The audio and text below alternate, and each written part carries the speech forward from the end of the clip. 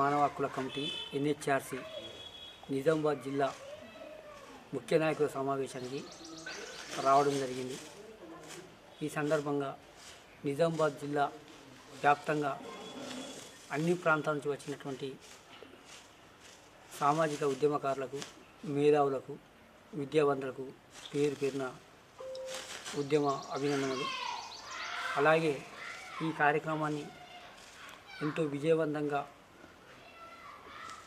చేయడానికి కృషి చేసినటువంటి జిల్లా కమిటీ అధ్యక్షులకు మాల్వేకర్ ధర్మేందర్ గారికి, అలాగే వారి జిల్లా కమిటీ కార్యవర్గానికి కూడా నా హృదయపూర్వక అభినందనలు, కృతజ్ఞతలు. జాతీయ మానవ హక్కుల కమిటీ అనేది ప్రజా సమస్యల పరిష్కారమే ధ్యేయంగా ప్రజలకు, ప్రభుత్వానికి వారధిగా ఉంటూ ఒక బలమైన లీగల్ ప్రొసీజర్తో, ఒక ప్రోటోకాల్ సిస్టంతో అణగారిన వర్గాలకు అండగా, బాధితులకు బాసడగా మా సంస్థ ఒక వ్యక్తులను శక్తులుగా తయారు చేయడానికి తెలంగాణ వ్యాప్తంగా 33 జిల్లాల కమిటీలతో పాటు అన్ని మండల కమిటీలు, అలాగే ఒక 14 రాష్ట్ర కమిటీలను కూడా ఏర్పాటు చేసుకొని ఇలా పేద ప్రజల పక్షాన ఒక బలమైన వేదికగా, ఒక ప్రజా గొంతుకగా నిలుస్తుందని ఈ సందర్భంగా మీ అందరికీ తెలియజేస్తున్నాను. జై ఎన్హెచ్ఆర్సి. లోని శివాజీనగర్ రామకృష్ణ విద్యాలయంలో ఈరోజు ఏదైతే ఎన్హెచ్ఆర్సి సమీక్షా సమావేశం నిర్వహించడం జరుగుతుంది, అందులో రాష్ట్ర అధ్యక్షులు మొగుళ్ళ భద్రయ్య గారు రావడం విశేషంగా మేము హృదయపూర్వకంగా స్వాగతం చెప్తున్నాం సార్. మీ అందరికీ, కమిటీ సభ్యులకు ప్రతి ఒక్కరికి ధన్యవాదాలు. అయితే నీతి నిజాయితీతోటి నాకు ఏదైతే సాంబశివుడి ఆశీర్వాదంతో డాక్టర్ మొగుళ్ళ భద్రయ్య గారు నియామక పత్రం ఇచ్చి సంవత్సరం గడుపుతున్న సందర్భంలో నీతి నిజాయితీతోటి 100% ఒక ప్రేమ భావనతోటి, యూనిటీతోటి మేము అధికారులను మన వైపు మలుచుకొని ఎన్నో కార్యక్రమాలు జరుపుకున్నాము. అందుకు మేము ఎంతో సంతోషిస్తున్నాం సార్. వీటన్నిటికీ మీ ఆశీర్వాద ఫలితమే అని అనుకుంటున్నాం సార్. అయితే ఈ సందర్భంగా నా నగర ఎన్హెచ్ఆర్సి టీం వాళ్ళకు, జిల్లా టీం వాళ్ళకు మరియు మీ అందరికీ నేను రుణపడి ఉన్నాను సార్. ఎన్హెచ్ఆర్సి పంతం అవినీతి అంతం అనే నినాదంగా చేసుకొని మన నిజామాబాద్ జిల్లా ఎన్హెచ్ఆర్సి కమిటీ ఒక సంవత్సర కాలంగా ముందుకు సాగుతూ ఉంది. మరి రాష్ట్ర కార్యదర్శులు డాక్టర్ మొగుళ్ళ భద్రయ్య గారి ఆధ్వర్యంలో మన నిజామాబాద్ జిల్లాలో ఎన్హెచ్ఆర్సి కమిటీ చాలా ఉత్సాహంగా ముందుకు దూసుకెళ్తుంది. ఎక్కడైతే మనకు నగరంలో అవినీతి జరుగుతుంది అని మనకు విషయం తెలియగానే మన ఎన్హెచ్ఆర్సి ఇందూరు, నిజామాబాద్ నుండి కమిటీ అందరూ కూడా వెళ్ళి దాన్ని పరిష్కారం అనేది చేశారు. మరి ఇందులో భాగంగానే ఇక ముందు కూడా ఎక్కడ కూడా అవినీతి అనేది జరగకుండా, ఎలాంటి విషయాలు తెలిసినా కూడా అది ఏదైతే మనకు సంబంధించింది ఉంటుందో దాన్ని ఎక్కడ కూడా అవినీతి లేకుండా చేయడానికి మన ఎన్హెచ్ఆర్సి టీం అనేది ఇప్పుడు ముందుంది. మరి మన జిల్లా అధ్యక్షులు మాల్వేకర్ ధర్మేంద్ర గారి ఆధ్వర్యంలో ఎన్హెచ్ఆర్సి నిజామాబాద్ కుటుంబం ముందుకు వెళ్తూ ఉంది అని చెప్పడానికి సంతోషిస్తున్నాను. పోరాట దిశగా సమాజంలో ఉన్నటువంటి వ్యక్తులను ఒక శక్తులుగా మార్చేటువంటి ఈ యొక్క వేదిక, ఇట్లాంటి అవకాశం మాకు కల్పించినటువంటి రాష్ట్ర అధ్యక్షులు భద్రయ్య సార్ గారికి, మరియు జిల్లా ప్రచార కార్యదర్శి లక్ష్మీనారాయణ గారికి, రాజన్న సిరిసిల్ల జిల్లా మీడియా కన్వీనర్ రాయశమన్న గారికి, మరి నేను కొత్తగా కాబట్టి ఇక్కడ ఉన్న కార్యవర్గాలందరికీ శుభాభినందనలు తెలియజేస్తూ, సమాజంలో జరుగుతున్నటువంటి అవినీతిని ఏ రకంగా మనము పోరాడాలి, మనమొకరు పోరాటం కాదు, సమాజంలో వ్యక్తులను ఒక శక్తిగా మార్చే ఒక దిశగా మనం పయనించాలి.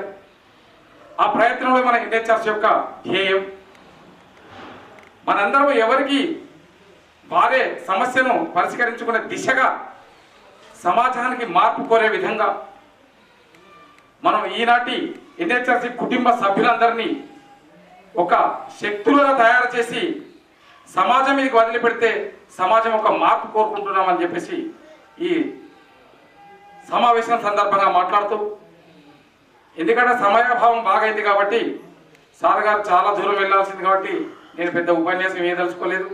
ఈ అవకాశం నాకు ఇచ్చిన ప్రతి ఒక్కరికి పేరు పేరున నా శుభాకాంక్షలు తెలియజేస్తూ ముగిస్తున్నాను. జై ఎన్హెచ్ఆర్సి. జై. జాతీయ మానవ హక్కుల అధ్యక్షులు డాక్టర్ మొగుళ్ళ భద్రయ్య గారికి, మరియు వేదికను అలంకరించిన లక్ష్మీనారాయణ గారికి, నిజామాబాద్ జిల్లా బాధ్యులు గుగ్గిల సత్యమన్న గారికి, మరియు సోదరి మేడం గారికి, మరియు స్టేజ్ మీద ఉన్నటువంటి పెద్దలకు, మరియు ముందు ఉన్నటువంటి నా my dear sister and brothers, ఈరోజు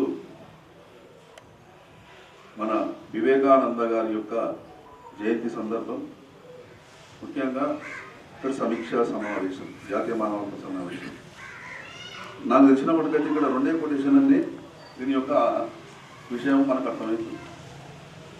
వివేకానందుని యొక్క ఆలోచననే జాతీయ మానవ హక్కుల యొక్క విధానం అని. ఎందుకంటే మీరే మేల్కొండి, మనమే మేల్కొందాం, అవినీతిని అంతం చేద్దాం. సార్ యొక్క ఆలోచన విధానంతో రాష్ట్ర వ్యాప్తంగా తన సొంత ఖర్చులతో ఇరుక్కుంటూ మనందరినీ మేల్కొల్పుతుండు. అందులో నేను కూడా ఒక వ్యక్తిని. ఈరోజు ఇంత పెద్ద జాతీయ మానవ హక్కుల కుటుంబంలో నేను భాగమైనందుకు సంతోషిస్తున్నాను. నా పేరు తీగల మల్లికార్జున్, నేను రాజన్న సిరిసిల్ల జిల్లా మీడియా ప్రతినిధిని. సారు అభిమానిని.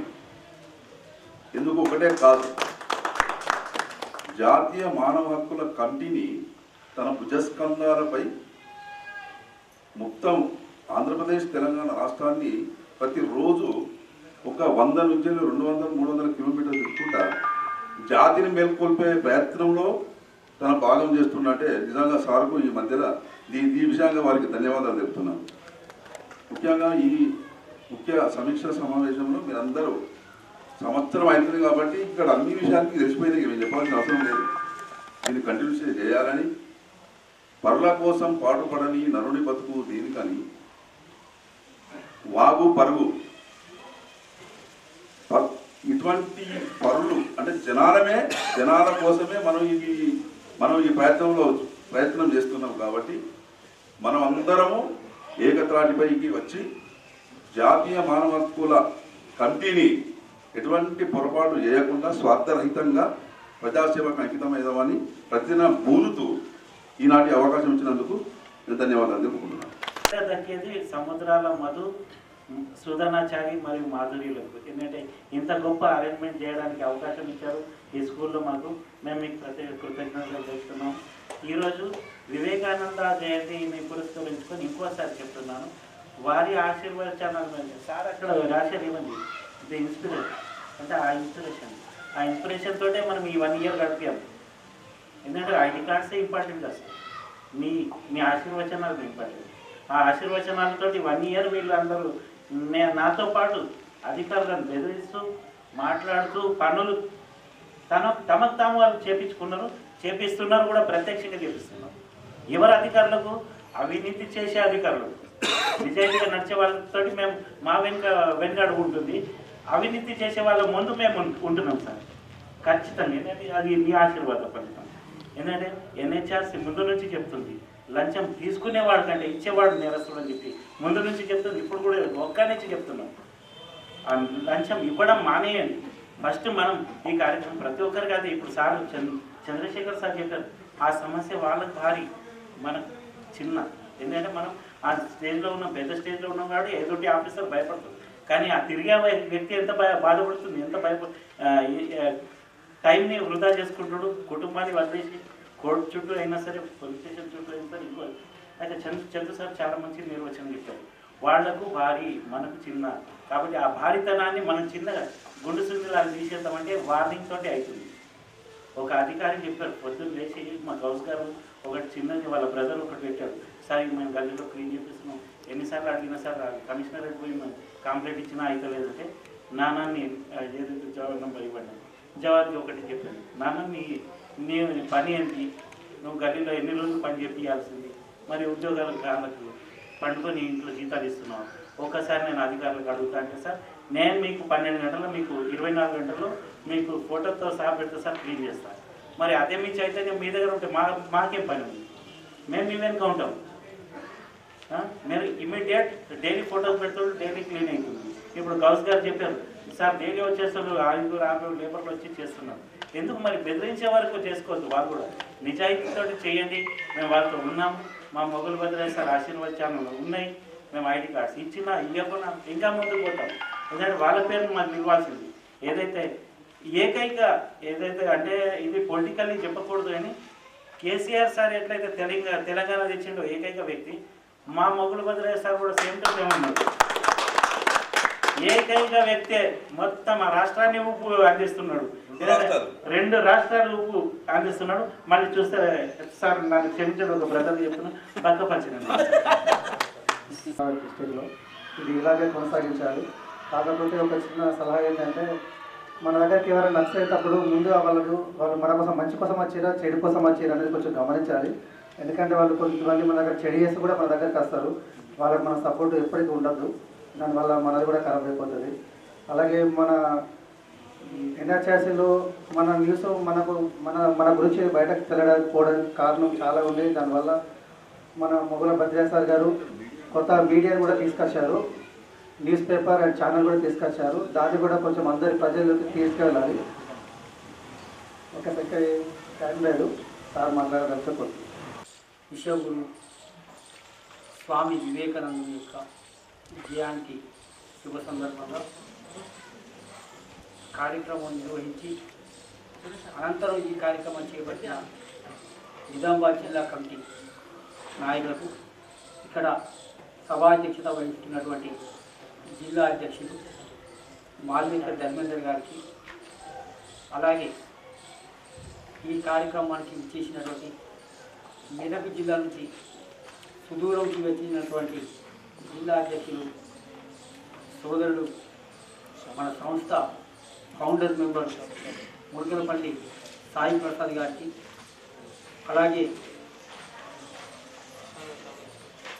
రాష్ట్ర మీడియాకం సభ్యులు తీగల మల్లికార్జున గౌడ్ గారికి, అలాగే మంచి డైనమిక్ లీడర్ ఇద్దరు జగిత్యాల జిల్లా ప్రచార కార్యదర్శి సామల లక్ష్మీనారాయణ, అలాగే జిల్లా మీడియా ప్రతినిధి జిల్లా సత్యనారాయణ గారికి, వేదికను అలంకరించినటువంటి నిజామాబాద్ జిల్లా కమిటీ బాధ్యులకు, నగర కమిటీ బాధ్యులకు, మరియు వేదిక ముందున్నటువంటి సామాజిక ఉద్యమకారులకు అందరికీ కూడా పేరు పేరున శుభ సాయంకాల వందనాలు తెలియజేస్తున్నాం.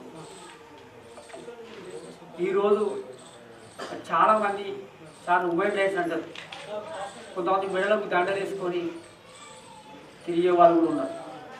ఆర్టీఐ సంఘాలు ఉన్నాయి, కుల సంఘాలు ఉన్నాయి, ప్రజా సంఘాలు ఉన్నాయి, పార్టీలు ఉన్నాయి. భారతదేశ వ్యాప్తంగా అనేక సంఘాలు, సంస్థలు, పార్టీలు రిజిస్టర్డ్ అయి ఉన్నాయి. వాళ్ళ కాంటెంట్ ఏంటి? ప్రజల కోసం పనిచేస్తామని చెప్పారు. మరి వాళ్ళందరూ ప్రజల కోసం పనిచేసినాక ఈ ప్రజా సమస్యలు ఎందుకు పెరుగుతున్నాయని ఆలోచన మనం చేయాలి. ప్రజలే మా దేవుళ్ళు, ప్రజాసేవే మా లక్ష్యం అని ఎంతోమంది ఊకదమ్ములు ఉపన్యాసాలు ఇస్తారు. మరి ఇవన్నీ ఇచ్చినాక కూడా ఇన్ని సంఘాలు ఉన్నప్పటికీ కూడా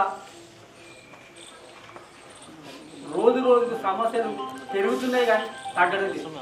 మరి అన్నింటినీ నిరోధించాల్సిన సమస్యలు ఎటుపోతున్నాయి. అసలు కేవలం ఉనికి కోసం, ఉపాధి కోసం, తమ కుటుంబ స్వార్థ ప్రయోజనాల కోసం మాత్రమే ఈ సంఘాలను, ఈ సంస్థలను ఉపయోగించుకుంటున్నారన్న వాస్తవాన్ని మనం ఆలోచించాల్సిన అవసరం ఉన్నది. మరి మేము కూడా అనేక కుల సంఘాలు, ప్రజా సంఘాలు అన్నిటిని చూసినాం, పార్టీలను చూసినాం. వాళ్ళ రాజకీయ నాయకులు ఏంటి? గెలిచేదాకా నువ్వు నా మెయిన్ పిల్లలు అంటారు, నా కుటుంబ సభ్యులు అంటారు, ఇంకేదో అంటారు. గెలిచిన తర్వాత ఏమంటారు? కొడుకునో, బిడ్డనో, భార్యనో ఎవరినో ఒకరు తీసుకొచ్చి అది షాడో లీడర్ చేసి పడేస్తాం. మనం అందరం వీళ్ళకి దండం పెట్టాలి ఫస్ట్, వాళ్ళు దొరకరు. అంటే చూడండి, నియోజకవర్గంలో వాళ్ళ కుటుంబ సభ్యులు తప్ప ఇంకెవ్వరు కూడా లేరా? వాళ్ళ కోసం, పార్టీ కోసం పనిచేసి గెలిపించిన వాళ్ళు ఒక్కరిని లీడర్ని తయారైతే ఏమవుతుంది? మరి అలాంటి ఆలోచన రాజకీయ నాయకులు లేదు. కుల పిచ్చి, కుటుంబ పిచ్చి, డబ్బు పిచ్చి. ఈ 5 ఏళ్ల కాలంలో ఒకప్పుడు పూర్వీకులు నా పేరు ఉండాలని, నా తరతరాలు నా పేరు తెలుసుకోవాలని మన పూర్వం కాలం నుండి రాజులు, ఇంకా అనేక మంది ఈ పరిపాలకులు పేరు కోసం పనిచేసింది. మరి ఇప్పుడున్న వాళ్ళేంటి? అవకాశం వచ్చింది, దోచుకోవాలి, దాచుకోవాలి, ఇదే సిద్ధాంతంతో పనిచేస్తున్నారు. మరి ఇవన్నింటినీ మనం అరికట్టాలంటే ఏం చేయాలి? ఓ పార్టీలో పోతే ఏమవుతుంది, మనం బాగా కష్టపడతాం అనుకుంటే ఆ పార్టీలో మనకి ఇంకోటి పోటీగా తయారిస్తారు అక్కడ, ఆడ గ్రూపులు కట్టిస్తారు, మన మీద మనమే ఆరోపణలు చేసుకోవాల్సిన అవసరం ఉంటుంది. మరి ఇవన్నీ రావాలంటే మనం ఎక్కడ సక్సెస్ కాలేము.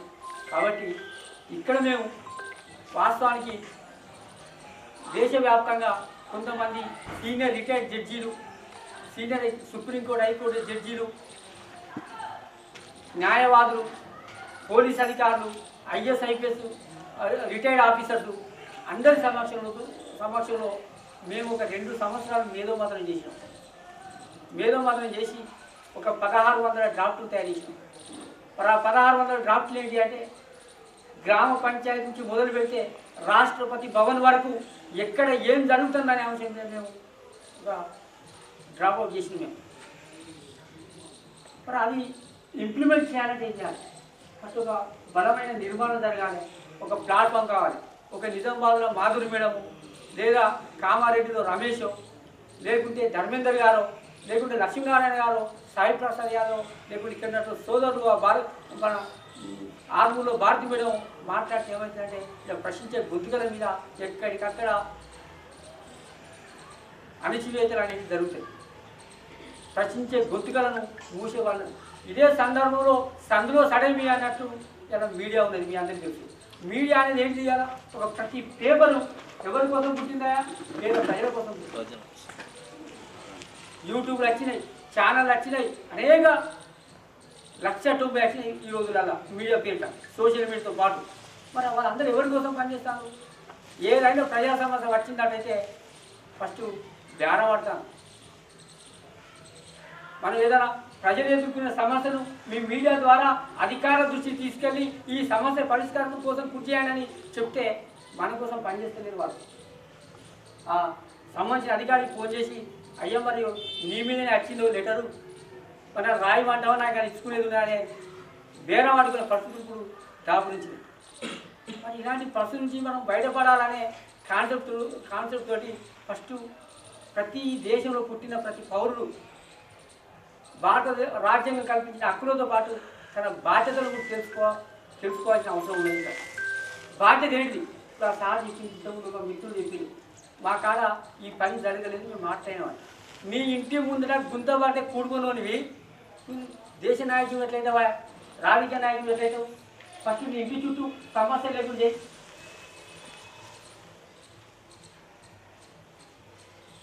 చేసి అభిమానం నాకు ఉన్నదని ఇంటి ముందట 3000 జెండా పెట్టుకొని దేశభక్తితో అనేక ఏదో షో చేస్తే కాదు.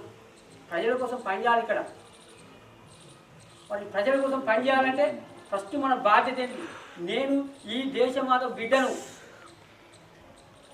నాకు ఈ దేశం మీద సర్వాధికారాలు ఉన్నాయి. ఎలా అధికారం అనుభవించే ప్రజాప్రతినిధే కాదు, ఒక కామన్ మ్యాన్, ఒక సామాన్యమైన నాకు కూడా సర్వాధికారం ఉన్నాయని భావించి మన పని మనం చేసుకుని పోవాలి. ఎక్కడ తప్పు జరిగితే అక్కడ నిలదీయాలి.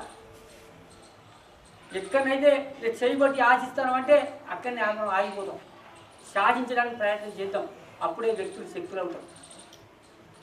మరి ఈ వ్యక్తుల శక్తులుగా తయారు చేయాలనే ఉద్దేశంతో ఒక బలమైన లీగల్ ప్రొసీజర్, ఒక ప్రోటోకాల్ సిస్టమ్ తయారు చేసి ప్రజలకు, ప్రభుత్వానికి వారధిగా ఉంటూ ప్రజా సమస్యల పరిష్కారం కోసం మన సంస్థ ఇవాళ తెలంగాణతో పాటు భారతదేశంలో 14 రాష్ట్ర కమిటీలను ఏర్పాటు చేసుకొని విజయవంతంగా ప్రజల గొంతుకగా ముందు నడుస్తున్నారని ఈ సభాముఖంగా నేను ఇందుకు చూడండి. పెద్దలు, మేధావులు, విద్యావంతులు, నేను ఒకటే కోరుతున్నాను, మనం ఒక లీగల్ ప్రొసీజర్ అనుకున్నాం. అసలు లీగల్ ప్రొసీజర్ అంటే ఏంటి? చాలామంది చెప్తారు, సార్ ఎడ్యుకేట్ చేయాలి, మానవ హక్కుల మీద ఎడ్యుకేట్ చేయాలని చాలామంది చెప్తారు. ఈ ఒక్క పాయింట్ మీద మీరు వెళ్ళిపోండి. అసలు లీగల్ ప్రొసీజర్ అంటే ఏంటి? ఒక సమస్య వచ్చింది, ప్రజల సమస్య, ఒకటి సమస్య వచ్చింది. ఈ సమస్య మనం ఏం చేస్తారు? చాలామందికి ఉత్తరాలు రాస్తారు, ఎవరికి రాయని వారికి రాస్తారు. మరి ఆ ఉత్తరం ఏమని రాస్తారు? ఒక భూ సమస్య వచ్చింది, ఆ భూ సమస్య గురించి మనం ఏమని రాస్తాం? చాలామంది భూ సమస్య అంటే భూ సమస్యను పరిష్కరించడానికి తన సమాజ అధికారుల దగ్గర పోరు. గ్రామాలలో అయితే పెద్ద మనుషులకు అడిగిపోతారు, లేదంటే లీడర్లకు అడిగిపోతారు. డబ్బు ఉంటే వాళ్ళు ఇన్ఫ్లుయెన్స్ చేస్తారు, లేకుంటే దాన్ని అక్కడే క్లోజ్ చేస్తారు. మరి ఒక న్యాయమైన సమస్య, ఒక ధర్మమైన సమస్య, భూ సమస్య వచ్చినప్పుడు మనం తహసీల్దార్ ఫిర్యాదు చేయాల్సింది కదా. తహసీల్దార్ పట్టించుకోలేదు. అవతల పక్షం గట్టిగా ఉన్నది, ఎమ్మెల్యే మనిషో, ఎంపీ మనిషో, మంత్రి మనిషో, లేకుంటే గట్టి అధికారులకు సంబంధించిన వ్యక్తి అయి ఉంటాడు. అప్పుడు మన సమస్య న్యాయమైనా కూడా అవతలి పక్షానికి సాయం చేసే పరిస్థితి అక్కడ ఉంటుంది. మరి ఆ టైంలో మనం ఎలా ఎదుర్కోవాలి వాళ్ళు. నెక్స్ట్ అక్కడ పరిష్కరించాడు. ఏమని చెప్తారంటే అవసరం ఉంటే అవతల వైపు నుంచి హైలీ ఇన్ఫ్లుయెన్స్ ఉన్నది, పవర్ పాలిటిక్స్ ఉన్నది, కాబట్టి తప్పించుకోవడానికి నువ్వు కోర్టుకు పోమని చెప్తాడు ఎదుటి పక్షాన్ని. ఓ స్టేజ్ తీసుకోమని చెప్తాడు, వాళ్ళకి అడ్వైజ్ ఇస్తాడు, వాళ్ళ దగ్గర కొన్ని తీసుకుంటాడు, అడ్వైజ్ ఇస్తాడు. తర్వాత ఏం చేస్తారంటే వాళ్ళు ఇంజక్షన్ ఆర్డర్ చేసుకున్నారు, నువ్వు కోర్టునే చూసుకోపోమని ఇద్దరు దొరుకుతుంటారు. మరి అలాంటి సమయంలో మనం పిటిషన్ ఎత్తే ఆ జడ్జిమెంట్ వచ్చేదానికి ఈ పిటిషనర్ ఉండేది వెళ్ళిపోయేది. అంటే న్యాయస్థాన వ్యవస్థలు అర్థమైంది. మరి ఇట్లా చేద్దాం. మన భారత రాజ్యాంగంలో మనకు కొన్ని హక్కులు ఇచ్చింది. ఈ దేశాన్ని పరిపాలించేది సామాన్య మానవుడు కూడా రాసి ఉన్నది. మరి మనం ఎలా పరిపాలించాలి, ఈ విషయంలో మనం ఎలా అప్రోచ్ కావాలి? అప్పుడు మనం పై అధికారి పోతాం, తహసీల్దార్ మీద పై అధికారి వస్తాం, ఆర్డీఓ. కొంతమంది ఉత్తరాలు రాసే వాళ్ళు ఏం చేస్తారు, copy to RDO, copy to collector, copy to CS, copy to CM దాకా రాస్తూనే ఉంటారు. కానీ అట్లా రాస్తుంది అది నాటి వ్యాల్యూ. రెండే స్టెప్పులలో మనం ఉత్తరాలు రాయాలి. లెక్క ప్రకారం మనం రాయాల్సిన ఉత్తరాలు రెండు స్టెప్పులు మాత్రమే. ఫస్ట్ శాంతి భద్రత సమస్య అయితే ఎస్ఐ సిఐ, రెవెన్యూ సమస్య అయితే తహసీల్దారు ఆర్డీఓ. నెక్స్ట్ మూడోది ఎవరు, ఆర్డీఓ కాదు మనం ఫిర్యాదు చేసినాం. ఆర్డీఓ ఏం చేస్తాడు, మన తహసీల్దార్కి మళ్ళీ ఫోన్ చేస్తాడు. ఏం తహసీల్దార్ గారు నీ దగ్గర ఎస్ఐ దగ్గర ఆగిన కేసులు 99% ఉండే దేశంలో.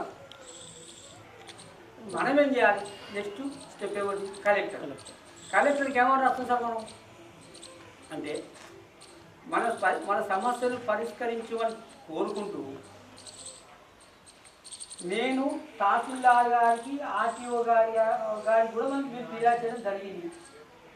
మరి వీళ్ళెవరు, ప్రజలు వెచ్చించే పన్నులను, ప్రజాధనాన్ని వేతనంగా తీసుకునే ఈ అధికారులు ఇద్దరు నా సమస్యను పరిష్కరించకుండా జాప్యం చేసి నాకు అసౌకర్యం కల్పించింది. కాబట్టి వీళ్ళను ఉద్యోగాలకు అనర్హులు ప్రకటించాలని ఆయన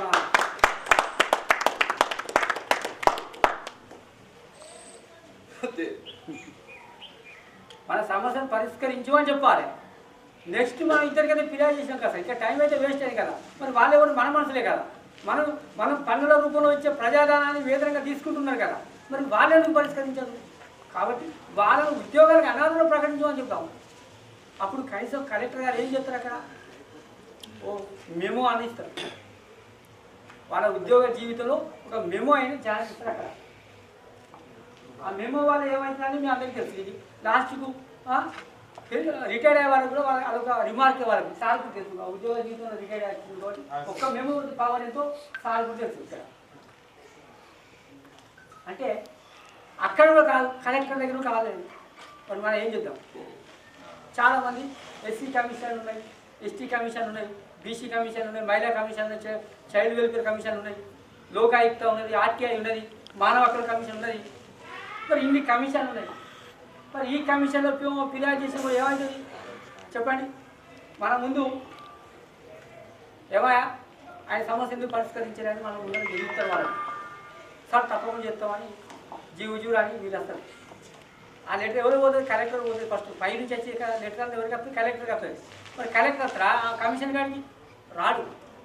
ఎవరు వస్తారు, ఓ senior assistant, junior assistant, superintendent channel వ్యక్తులు అధికారులు దొరుకుతారు. అక్కడ మనం ముందట ఆ కమిషనర్ గారు ఏం చెప్తారంటే, ఏం చేస్తారా మీరు, మీ కలెక్టర్ ఏం చెప్తాడు, ఎందుకు ఈ సమస్య పరిష్కరించలేదు అని ఈ విధంగా వాళ్ళ మీద కొంత మన ముందట ఆశమాన్ చేస్తాడు. సార్ ఈ జీ హుజూర్ అంటారు, మళ్ళీ అక్కడ అడుగు వరకే, తర్వాత అక్కడ వాళ్ళ మధ్య ఏం జరుగుతుందో తెలియదు, కానీ ఎక్కడ విషయం కొందరు అక్కడే ఉంటుంది. మరి దాన్ని ఎట్లా పరిష్కరించాలి? మరి హైకోర్టు అంటాం, ఇలా కోర్టు జడ్జిలు డబ్బులు దొరుకుతున్నాయి. అవి ఎక్కడి నుంచి వచ్చినాయి? ఆకాశం చూసి ఎవడో ఇస్తే నాకు 5 రూపాయలు ఇచ్చినా డబ్బులు వాళ్ళ దొరుకుతుంది. అంటే ఇదంతా ఒక రాష్ట్ర ప్రభుత్వం అండర్లో నడుస్తున్నాయి. అంటే రాష్ట్ర ఈ ఐఏఎస్ ఐపీఎస్ అధికారులకు పట్టాల్సి ఉద్యోగం చేయవచ్చింది, ప్రమాణం చేయించి పంపించే ఒక సంస్థ డిఓపి. ఆ సంస్థ ఫిర్యాదు చేసిన నుంచి ఆ సమస్య పరిష్కారం అయ్యేదాకా వాళ్ళు సగం జీతం కట్టేది. మరి ఈ సిస్టంలో నెక్స్ట్ సుప్రీంకోర్టుకి ముందు ఉచిత న్యాయ సేవా సంస్థ అని ఒకటి ఉంటుంది బోర్డు, అక్కడ కూడా మనకు ఫిర్యాదు కాదు. మనమే కాదు, మన ఢిల్లీ గవర్నమెంట్ చేస్తుంది, మన స్టేట్ గవర్నమెంట్ చూసుకుంటుంది. ఈ బాధ్యతలు రావాల్సిన అవసరం లేదు అక్కడికి కానీ ధైర్యంగా ఉండాలి. ఇక్కడ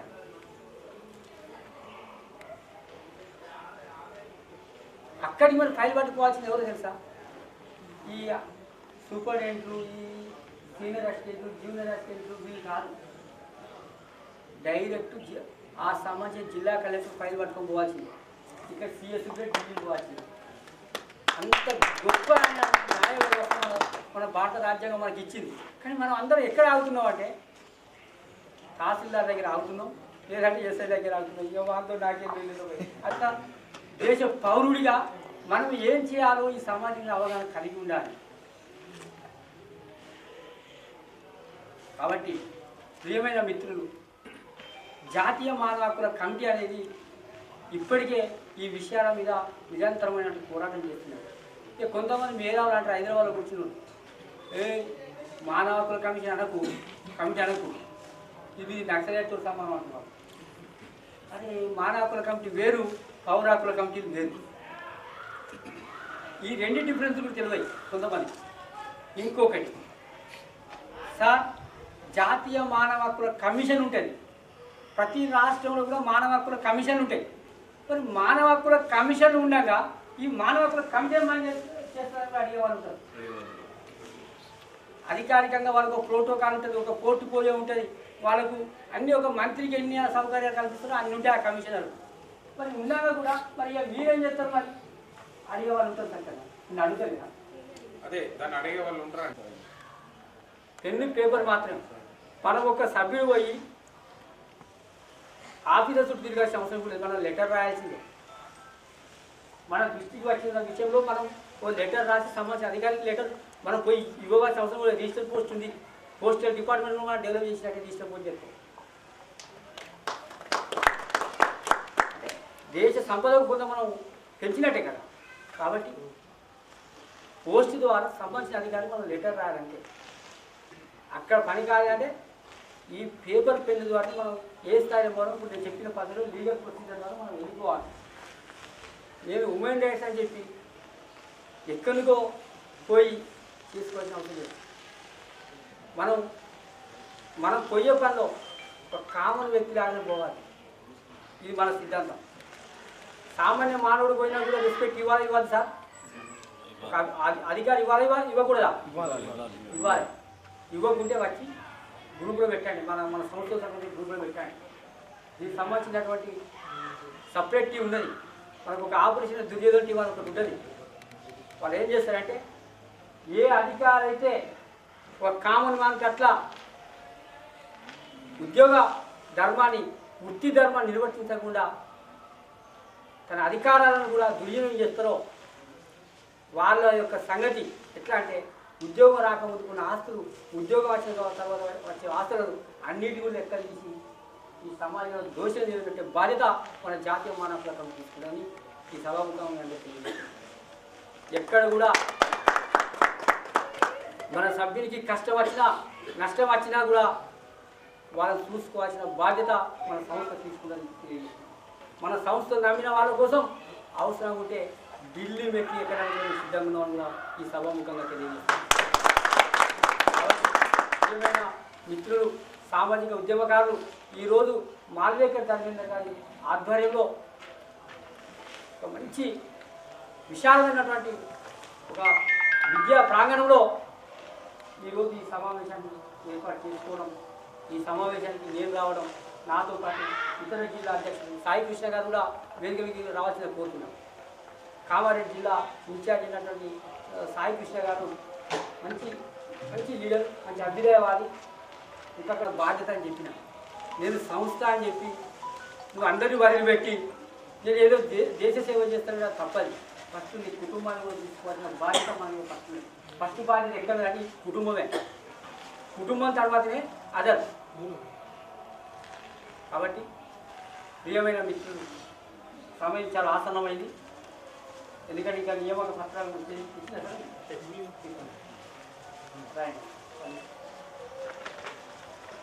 నియామక పత్రాలు ఇస్తున్నది. మీరు ఇప్పటి నుంచి మీకు ఏ సమస్య ఉన్నా కూడా ప్రోటోకాల్ సిస్టమ్ మండల కమిటీలో 6 మాత్రమే ఉంటారు, జిల్లా కమిటీలో 6 మాత్రమే ఉంటారు, గ్రామ కమిటీ మాత్రం 2 మాత్రమే ఉంటారు. ఒక సిస్టమ్ను మనం ఖచ్చితంగా పాటించాలి.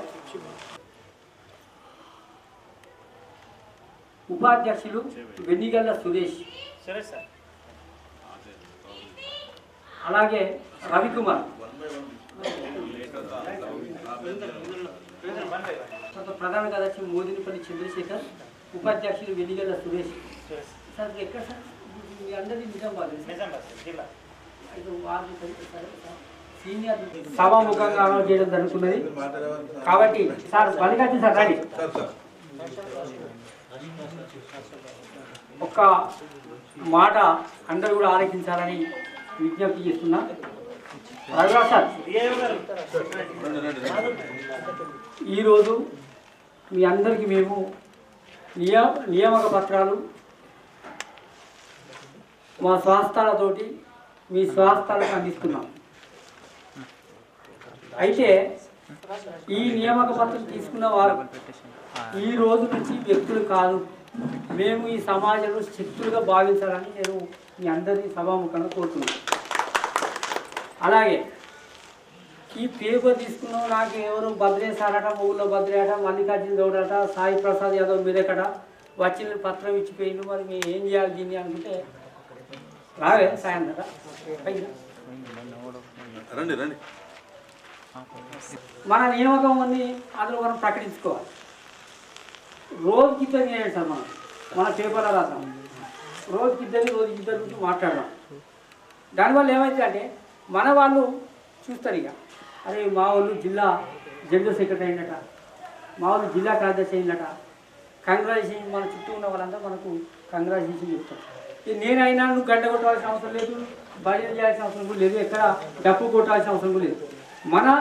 మన చేతిలో ఉన్న సోషల్ మీడియాను వాడుకొని మనం అందరం కూడా ఒక లీడర్లుగా మన చుట్టూ ఉన్న ప్రపంచం తెలిసే విధంగా మనం ప్రయత్నం చేయాలి.